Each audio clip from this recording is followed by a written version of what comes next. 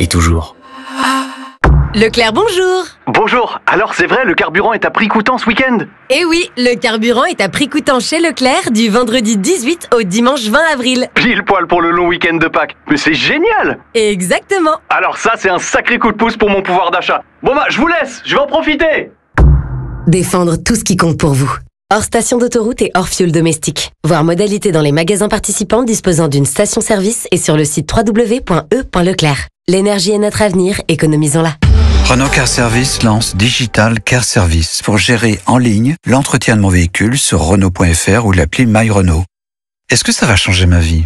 En tout cas, ça va la simplifier. Je prends rendez-vous en ligne, choisis mon atelier, dépose mon véhicule, on me tient informé des différentes étapes, devis, suivi des réparations. C'est donc vrai. Qui mieux que Renault peut entretenir ma Renault? Renault Car Service, numéro 1 du SAV 2025. Conditions et rendez-vous sur Renault.fr ou l'appli My Renault. Numéro 1, source l'Automobile Magazine 2024. Europe 1 Soir Week-end. 19h, 21h, Pascal de la Tour du Pin. Il est 20h14, Éric Delbecq, bonjour. Merci d'être avec nous dans ce studio, expert en sécurité intérieure. Je le disais, ancien directeur sûreté de la rédaction de Charlie Hebdo et auteur de l'ouvrage Les Irresponsables aux éditions Plomb. Évidemment, on voulait avoir votre regard sur une actualité de la semaine et Georges Fenech et Philippe Guibert vont intervenir évidemment sur ce qui s'est passé sur les prisons. Non, mais, écoutez, alors là, franchement, on touche le fond. Donc, non, mais c'est quand même incroyable ces prisons qui ont été prises pour cible, enfin avec des armes de guerre. On manque de mots pour qualifier ce qui est en train de se passer. On a l'impression qu'on passe des paliers supplémentaires. Alors, il y a les drones qui distribuent des téléphones, de la drogue. Alors ça, maintenant, c'est dépassé. On y va carrément à l'arme de guerre sur les prisons françaises.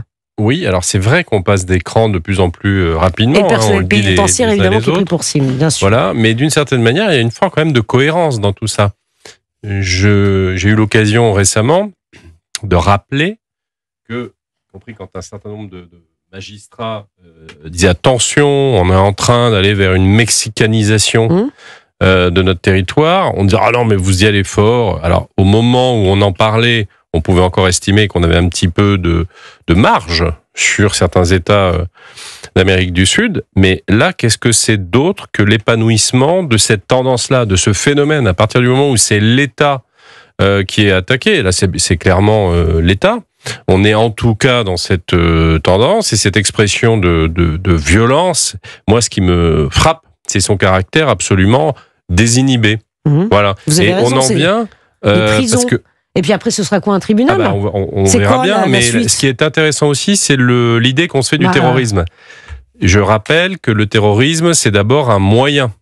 C'est un terme technique, ça n'est pas une identité idéologique. On peut avoir du terrorisme islamiste, on peut avoir du terrorisme d'ultra-droite, on peut avoir du terrorisme d'ultra-gauche. Et bien là, peut-être qu'on va donner corps, qu'on va voir prendre corps à quelque chose qui serait du narco-terrorisme, c'est-à-dire, et la saisie du PNAD de ce point de vue-là, elle est cohérente, où il y a une technique pour instiller de l'intimidation, pour terroriser le public, pour intimider l'État, et ça, c'est quand même assez inédit, cette manière de fonctionner. Et puis le fait est qu'on essaie quand même de se dire, bon, est-ce que c'est bien ça? On a évoqué la piste de l'ultra-gauche, mais pour plein de raisons, moi, je suis pas très convaincu par ça. Vous dites quoi, vous? Ce sont les narcotrafiquants qui sont derrière tout ça? Bon, ça paraît quand même le plus vraisemblable. Ouais. Après, moi, il y a quelque chose qui me dérange quand même dans tout ça, c'est l'acronyme, là, le DDPF, là, le droit des prisonniers français. Je trouve que je vois pas tellement ce que ça vient avoir à faire là-dedans. Par contre, ça ressemble bien à des opérations de désinformation de puissance étrangère. C'est-à-dire, on essaie de créer des tensions, on essaie de créer des frictions à l'intérieur du territoire national. Et alors moi, ça parce qu'on l'a déjà vu. On l'a vu dans le cas russe. Peut-être que là, en l'occurrence, c'est pas le cas russe. Alors moi, plutôt que de mettre toutes les hypothèses derrière les autorités algériennes, plutôt que de mettre toutes les hypothèses sur la table, moi, j'essaie de fonctionner comme on a toujours fonctionné dans nos milieux, c'est-à-dire de voir quels sont les contextes. Il y a deux contextes aujourd'hui. Il y a un contexte lié effectivement à toute la lutte contre le narcotrafic. Donc, effectivement, ça nous donne une première piste. Puis après, il y a un contexte qu'on connaît, avec un pays qu'on connaît, avec lequel on a de singulières difficultés aujourd'hui, et dont je rappelle qu'on a eu une affaire récente d'un franco-algérien qui, à Bercy, volait des informations permettant à un agent de renseignement au consulat d'éventuellement préméditer l'enlèvement / séquestration / éventuellement pire d'opposants au régime à Alger. Alors je ne dis ça, je dis rien, je note quand même qu'on a des contextes et qu'on doit les prendre en compte et qui sont à mon avis un peu plus sérieux et démonstratifs, pour le moment en tout cas, que la piste d'ultra-gauche. Oui, est-ce que c'est votre ressenti ou est-ce que vous avez des informations qui vont en ce sens, Éric Delbecq ? Alors, la vérité. La question n'est pas de savoir. Pour les auditeurs, oui, je sais ce que vous voulez me faire dire. Est-ce que j'ai des informations privilégiées ? Je n'ai pas d'informations privilégiées, mais en revanche, j'ai un certain nombre d'analyses et il y a des dossiers que je suis. C'est-à-dire que quand on nous dit, par exemple, est-ce que ça peut être de l'ultra-gauche ? Si vous voulez, oui, il y a un discours anti-prison à l'ultra-gauche, mais je ne vois pas des militants, parce que c'est pas central dans la plateforme idéologique d'ultra-gauche aujourd'hui. Le militantisme radical écologiste est bien plus bankable sur les jeunes militants, qu'on arrive à faire passer des gens à la calache sur les prisons françaises. Je n'y crois pas. Non, mais c'est intéressant ce que vous dites. C'est intéressant. Pour aller dans votre sens, droit des prisonniers français. Pourquoi français ? Pourquoi français quand l'ultra-gauche, elle est internationaliste ? Elle n'aime pas tellement la France. Donc je vous rejoins sur ce... Georges Fenech. Pour reprendre l'hypothèse d'Éric, je rappelle quand même qu'il y a dans un passé récent des organisations, des États ou des organisations terroristes qui sont venus commettre des attentats chez nous. Charlie Hebdo, c'était quoi ? C'était l'État islamique. Le Bataclan, c'était quoi ? Enfin, c'était Al-Qaïda. C'était l'État islamique, le Bataclan, le Daesh. Oui. Donc qu'il y ait des puissances étrangères ou qui viennent commettre des barbouzeries chez nous, comme on l'a vu avec cet agent consulaire qui est quand même mis en détention pour séquestration, on voit très bien d'où ça peut être téléguidé. Comme il y a eu aussi effectivement la Russie qui est venue taguer de croix antisémites partout dans Paris, on a su que c'était... Donc on peut pas exclure, vous avez raison, une coordination ou en tout cas une incitation qui viennent de l'étranger. Mais toujours est-il que moi, ce qui m'étonne quand même, c'est que depuis 4 jours maintenant, c'est ça ? Depuis 4 jours, nos services n'arrivent pas à déterminer l'origine. On ne sait pas. Bruno Retailleau disait plutôt les narcotrafiquants, le ministre de l'Intérieur était plutôt là-dessus. Il a l'intime conviction. Mais on ne lui demande pas une intime conviction, mais on lui demande... on lui demande, évidemment, il y a une enquête, c'est le parquet qui fait l'enquête. Et voilà, il faut quand même du temps, mais on arrive... Nos services de renseignement, c'est passé sous les radars, alors que il y avait un groupe WhatsApp qui communiquait entre eux, c'était coordonné, à 6 sites simultanément, même pendant les actes de terrorisme qu'on a subis en 2015, il n'y a jamais eu autant de sites en même temps frappés. Donc là, il y a une organisation, il y a des moyens, et c'est passé sous les radars, c'est ça qui m'étonne. Il y a un précédent auquel moi j'ai pensé tout de suite, qui rejoint votre hypothèse, qui est le sabotage de TGV juste avant les Jeux Olympiques. On n'a jamais eu le fin mot de l'histoire. Non, mais peut-être que c'est pour des raisons... Non, alors attendez, là, est-ce que c'est des raisons pour des raisons de défense nationale ? Des raisons, exactement, de défense nationale. Parfois, on n'a pas la vérité sur une affaire, mais pour nous protéger. Oui, mais après, parce que les investigations aussi ne sont pas toujours d'une clarté absolue et qu'avant de pouvoir donner des résultats probants, ça peut prendre du temps. En plus, on est toujours un peu gêné, et on le sait, sur des actes d'ultra-gauche, parce qu'on avait eu un précédent qui n'avait pas bien tourné, c'était le groupe de Tarnac, et que finalement tout ça était un petit peu un fiasco judiciaire, donc je pense qu'il y a de la prudence de ce point de vue-là, mais c'est vrai qu'on y pense.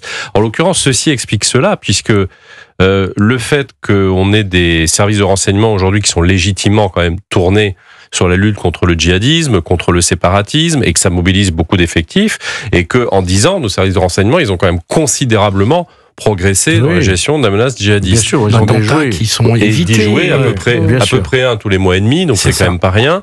Et du fait, si on est quelque part, on n'est pas forcément ailleurs. Et nous n'avons pas mobilisé ces 10 dernières années de façon prioritaire, mais encore une fois, c'est pas une accusation, c'est un constat, sur la menace narco qu'on pourrait éventuellement le faire. C'est-à-dire que l'analyse criminelle, le renseignement criminel n'est pas forcément ce qui pourrait être dans notre pays. Alors ça veut dire que c'est encore un danger qu'on va devoir finalement analyser, polariser, on va devoir se mettre dessus. Moi, ce qui me choque dans tout ça, ce qui m'inquiète, c'est que l'état des menaces est tel aujourd'hui que je pense qu'on est forcément obligé de penser un ajustement de la qualité, de la taille, et j'en finirai juste par là avec un exemple. Rappelez-vous, tout le monde nous parle encore des JO. On a dit pendant les JO, on a saturé le terrain parisien avec des effectifs, avec un nombre de policiers, de gendarmes, il n'y a pas eu de problème. Ouais. Donc on en revient bien à l'idée quand même qu'il faut quand même qu'on ait une maîtrise de nos territoires peut-être plus achevée. Ouais, par contre, moi je ne reprendrai pas complètement à mon compte le terme de mexicanisation. Vous savez, la guerre entre les gangs, les mafias et l'État mexicain, en 15 ans, combien que ça fait de morts ? 400 000 morts. Oui, bien sûr. 400 000 morts au bout de 15 ans, vous vous rendez compte ? Donc, mais on est à des prémices quand même. Voilà, c'est ce qu'il faut se dire. Quand on voit de la corruption maintenant de greffiers ou... On perçoit une tendance. On sent une volonté de s'en prendre à l'État. Cette nouvelle ère. Et donc, de ce point de vue-là, oui, il y a des prémices et qu'il faut prendre en compte dès maintenant. Mais j'ai le sentiment qu'on dit ça, que ça va crescendo. Vous avez vu à Rennes, on va en parler dans un instant. Philippe Guibert. Oui, pour reprendre votre réflexion sur les priorités de nos services de renseignement, qui me paraît effectivement très importante.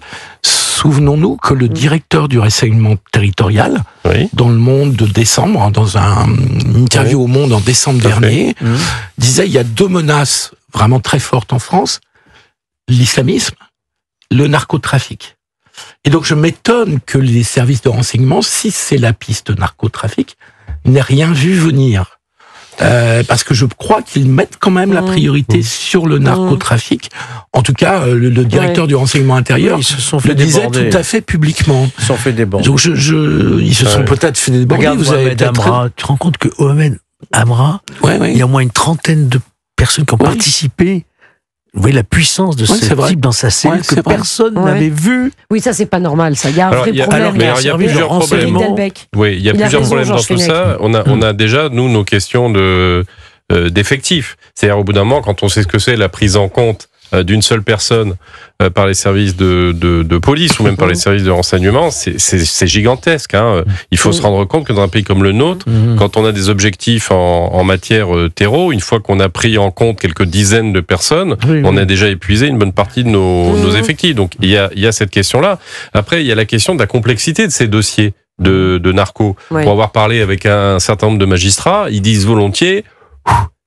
quand on aborde un dossier lié au narcotrafic, il y a tellement de boîtes, de sous-boîtes, c'est des poupées russes. Bien sûr. Il y a un nombre de personnes, il y a un nombre de personnes concernées énorme, donc il y a une mobilisation de moyens, il y a une spécialisation à acquérir. Les magistrats qui sont en train de se faire une spécialité là-dessus ont bien évidemment un œil averti. Alors c'est vrai qu'on ne peut pas tout voir. La création de ce parquet national qui va être mis en place pour coordonner l'action au niveau national. Exactement. On voit bien dans cette affaire, quand vous avez des attaques simultanées dans tout le pays, c'est pas un juge et un procureur dans un coin qui va régler ça.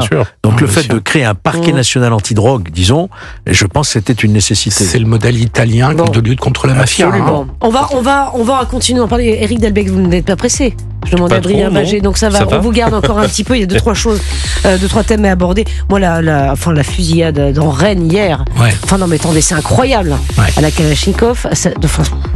Moi, j'imagine pour les gens qui vivent dans ces quartiers-là. Pardon, mais c'est invivable. On revient à la drogue.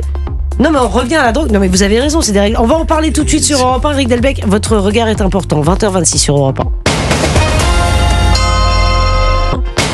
Europe 1 Soir Week-end. 19h, 21h, Pascal de la Tour du Pin. Nous sommes toujours avec Éric Delbecq, expert en sécurité intérieure, auteur de l'ouvrage Les Irresponsables aux éditions Plot, ancien directeur sûreté de la rédaction de Charlie Hebdo. Georges Fenech est avec nous au studio et Philippe Guibert, comme tous les vendredis soirs à cette heure-ci. Je voudrais qu'on revienne aussi sur un autre fait d'actualité qui a quand même surpris, choqué. Ce qu'on disait, c'est va-t-on s'habituer à ces fusillades dans ces villes moyennes ? Va-t-on s'y habituer ? Et franchement, toutes les semaines, il y a des histoires de Kalachnikov, de fusillades, et puis ça va crescendo, parce que là, ce qui s'est passé à Rennes, c'est quand même incroyable. Course-poursuite dans les rues de Rennes, on fonce sur une terrasse avec des jeunes pour attraper trois individus, il y a un homme qui est entre la vie et la mort, et avec des armes de guerre, Éric Delbecq, ça paraît inimaginable, et pourtant... Oui, alors encore une fois, je vais dire, hélas, c'est la prolongation de tendance qu'on voit quand même venir depuis un moment.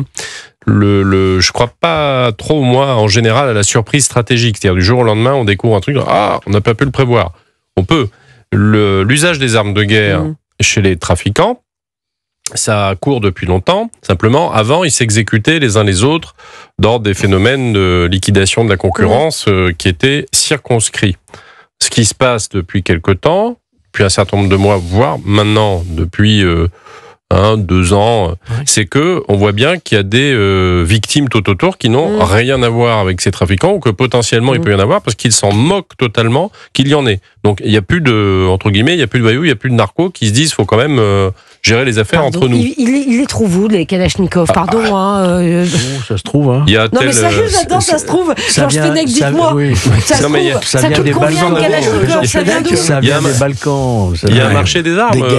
Des guerres. Ça coûte combien une Kalachnikov? Juste pour les auditeurs d'Europe 1, moi je ne le sais pas. C'est quoi la moyenne d'un... Je sais pas, le Kalachnikov, c'est entre 500 et 1000 euros, peut-être maximum. D'accord. Mais je ne savais pas. Je pose la question. Pour des organisations qui brassent des millions, évidemment, des réseaux de trafiquants qui brassent des millions, 500 euros, c'est rien. C'est une grande entreprise, une très grande entreprise. Aujourd'hui, on se demande quand est-ce que un certain nombre d'armes vont revenir plus ou moins massivement du théâtre ukrainien. Et on en est aujourd'hui aussi à attendre avec inquiétude ce que l'imprimante 3D peut nous donner en matière d'armes. Donc, je veux dire, la question, c'est pas l'outil. La question, c'est tout l'arrière-plan mental et d'évolution criminologique qui fait que ces armes vont être employées dans des cas dans lesquels, auparavant, on les attendait pas. C'est ça le sujet. Et par ailleurs, deuxième logique qui vient quand même alimenter la première, c'est qu'il y a une désinhibition des activités criminelles. Quand je dis activités criminelles, des acteurs d'activités criminelles les plus loin dans notre société. Quand on voit les problèmes dans les écoles, quand on voit de manière générale, en dehors des écoles, y compris dans l'espace public, le nombre d'attaques au couteau, à l'arme blanche, à l'arme par destination qu'il peut y avoir aujourd'hui. C'est épouvantable. Bon, il y a un phénomène global. Donc, moi, je crois qu'il faut penser les deux en même temps. Il y a une montée en violence dans la société, il y a une montée en violence dans la criminalité. Comment on relie les deux? Parce qu'on a une société qui voit un phénomène de montée de la violence, lequel se disperse dans tous ses compartiments, y compris dans les compartiments criminogènes. Il n'y a pas de raison qu'ils échappent aussi. Pourquoi est-ce que le milieu criminel contiendrait mieux sa violence que le phénomène de la société, sachant que ces gens, avant d'être des criminels, ils ont participé de l'évolution de cette société. À moins qu'ils infusent aussi leur culture de la violence dans le reste de la société. Moi, je pense que ça marche dans tous les sens, en fait. Notamment dans le quartier, je note juste à Rennes, je reconnais un peu la région, en 2 ans, il y a eu une 20aine de fusillades. Donc, ce que vous disiez tout à l'heure sur l'accélération de la violence. Bien sûr. Enfin, je veux dire, à Rennes, quand on connaît un peu cette région, c'était inimaginable il y a 20 ans. Bien sûr, mais comme Nantes, comme Grenoble, ce sont des villes qui ont Grenoble, c'est plus ancien, défavorablement. Moi, d'abord, il faut toujours rappeler ce que ça représente. Cette criminalité, c'est autour de 4 à 6 milliards. Vous imaginez les sommes de chiffre d'affaires. Moi, je qualifierais cette criminalité de rupture. C'est pas une criminalité ordinaire. C'est une criminalité de rupture dans la mesure où on a fait sécession. On a fait sécession avec une société, qui est une société organisée, civilisée, avec des règles, avec des codes, avec des autorités, avec des principes et des lois. Et ces zones qu'on a qualifiées de non-droit se sont aujourd'hui dispersées sur l'ensemble du territoire. Autrefois, c'était circonscrit dans certains quartiers. Il y en avait à peu près autour de 700 il y a 20 ans. Aujourd'hui, il y a 1500 quartiers. Vous imaginez? Et il y a des endroits, quand je dis quartier, des zones sensibles. Des endroits qui étaient jusque-là tout à fait épargnés dans des régions tout à fait isolées de cette délinquance. Donc c'est une criminalité de rupture qui s'inscrit dans une espèce de loi de la jungle. Quand on parle d'ensauvagement, il n'y a plus de limite. Il n'y a plus de respect de quoi que ce soit. Et ça, on est en train d'en prendre la mesure, et il était temps.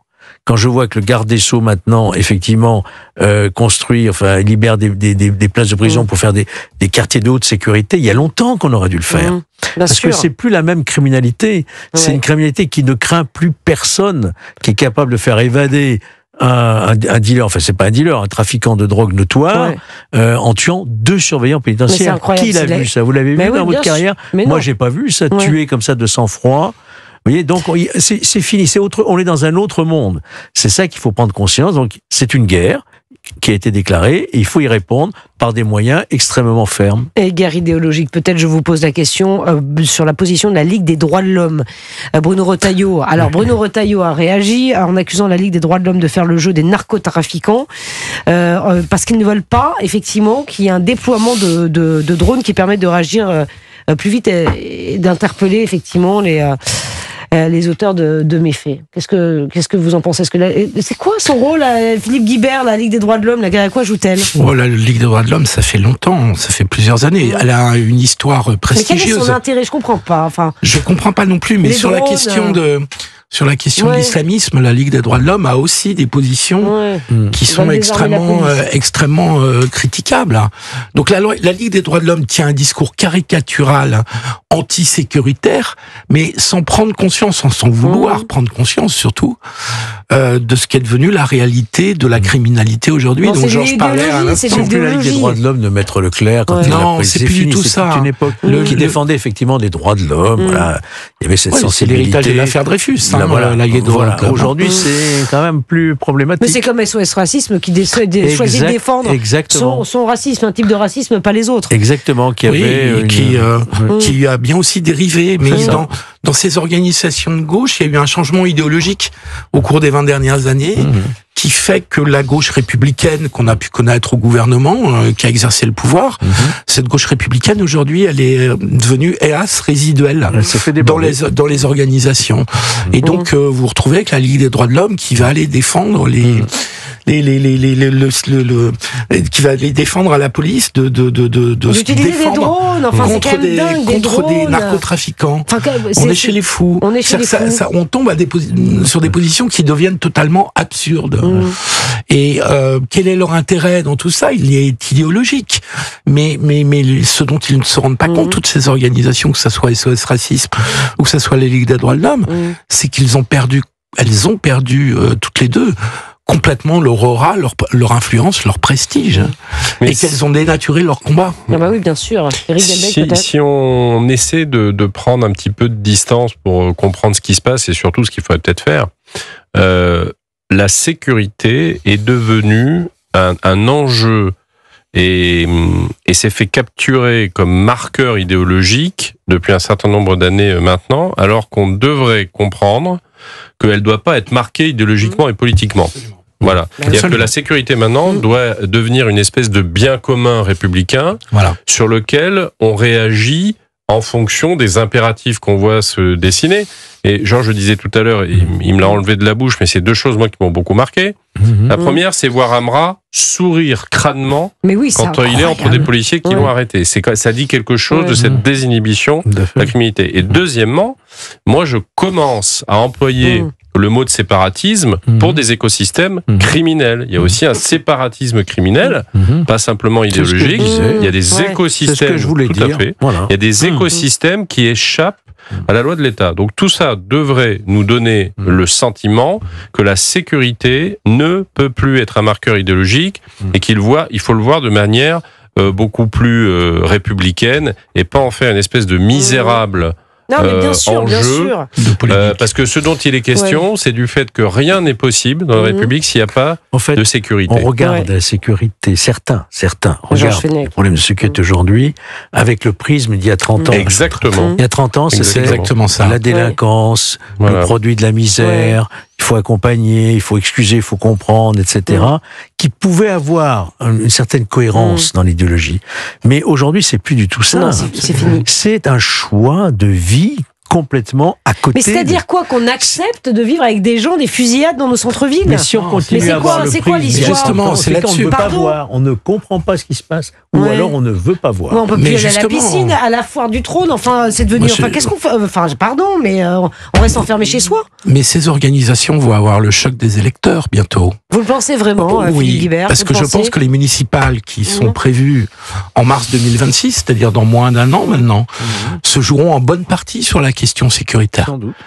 En bonne partie sur la question sécuritaire. Et donc tous les maires qui n'auront pas fait... Même à Grenoble, la Rennes, à Nantes. Mais bien sûr. Mais je pense surtout dans ces villes.